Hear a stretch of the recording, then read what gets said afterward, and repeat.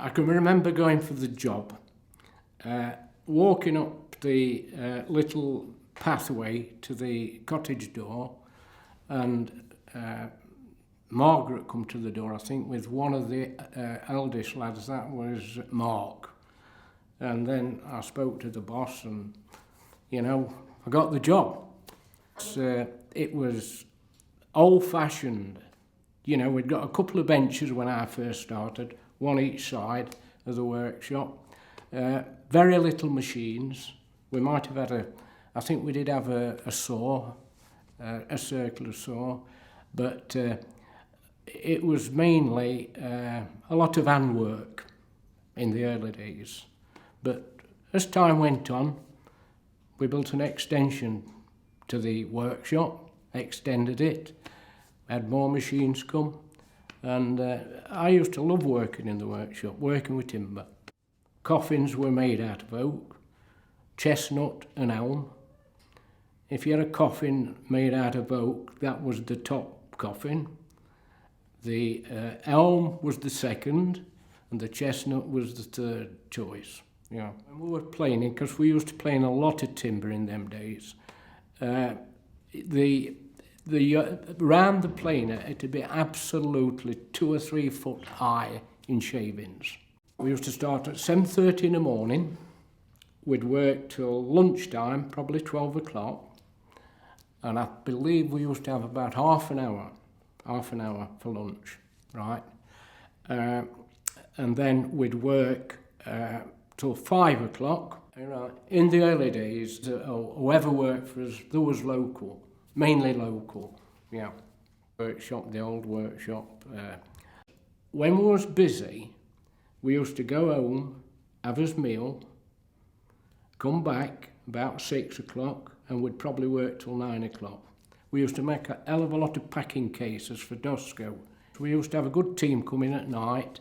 There was Don Wilson, Richard Tatley.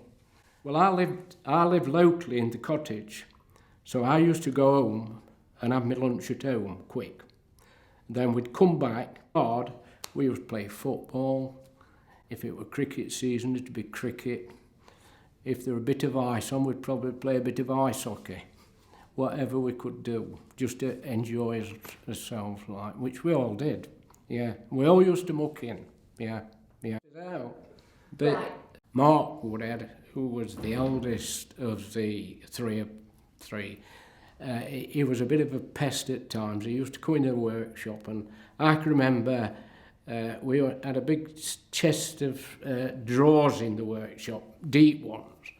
And I can remember us putting him in one of them drawers and shutting him in it, getting him out of the way. And we've also held him over the circular saw one day to try and frighten him out of the way, but that's another little story. We only had one heating system, and that was a pot boiler near to my bench.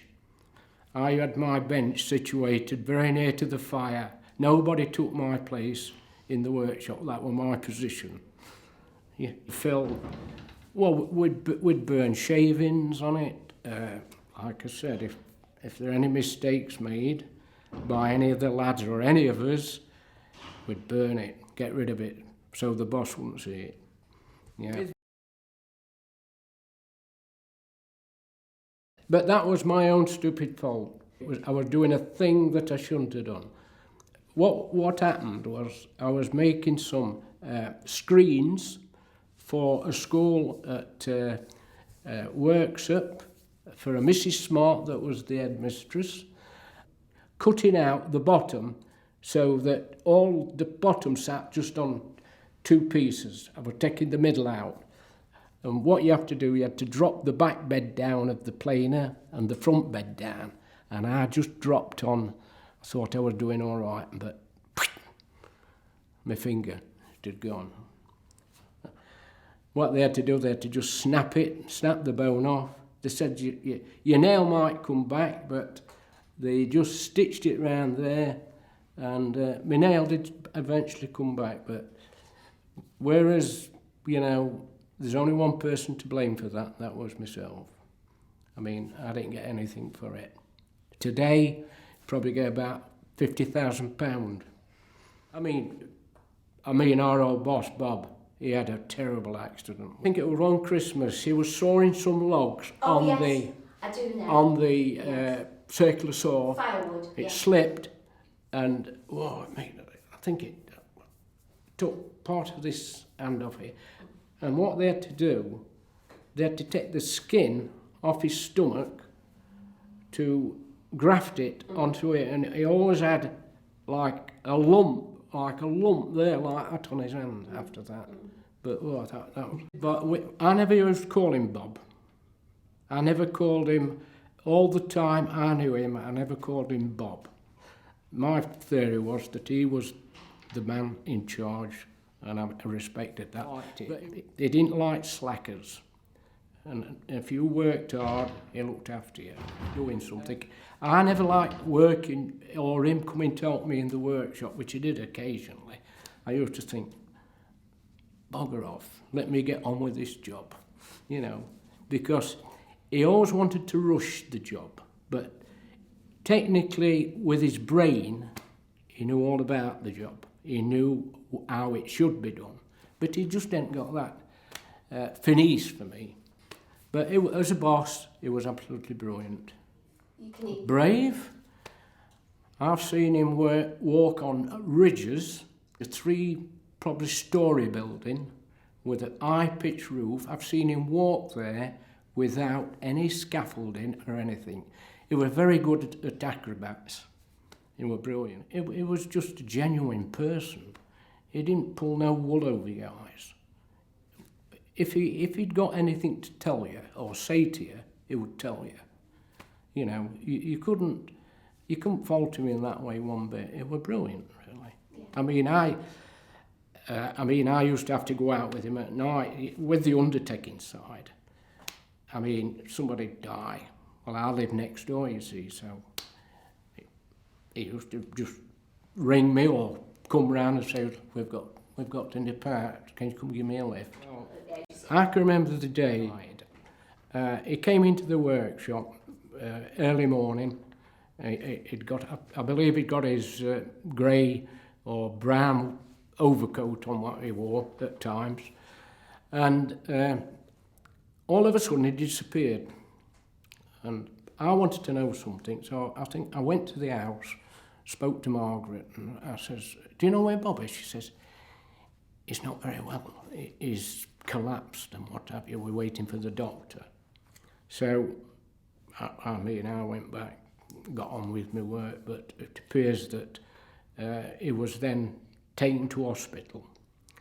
And he died the day after his birthday. I can remember that night we had a call because the vicar was at the hospital with Margaret, Reverend Ford, and he rang to say that Bob had probably turned for the worst. Well, I took David over to the hospital, and then, he passed away, and that was really a big shock for the firm, for everybody. And then, I was, at this time, before he died, I was in the workshop, bench joinering. That was my life. And David was down in London, and he'd got to finish his time there.